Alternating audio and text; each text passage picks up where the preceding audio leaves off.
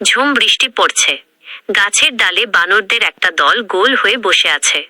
তাদের মধ্যে কালা আর ধলা, দুই ওস্তাদ শেফ, মাংস কাটায় ব্যস্ত। কালা মাংস কাটতে কাটতে ধলাকে চোখ টিপে, কিরে ধলা, তোর কি মনে আছে সেইবার মাংস চুরি করতে গিয়ে পুলিশের তাড়া খেয়ে পুকুরে পড়েছিলি?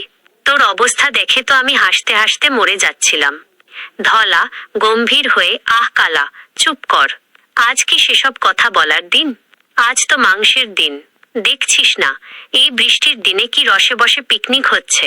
এই মাংসের গন্ধেই আমার পেট ভরে যাচ্ছে। পাশের এক বানর, পেট ভরে রে ধলা, তাড়াতাড়ি কর, আমার পেটে তো ইঁদুর লাফাচ্ছে। কালা হাসতে হাসতে, তুই তো দেখছি আজ আমাদের ফাস্ট ফুড বানর হবি। সবকিছুর জন্যই তাড়াহুড়ো।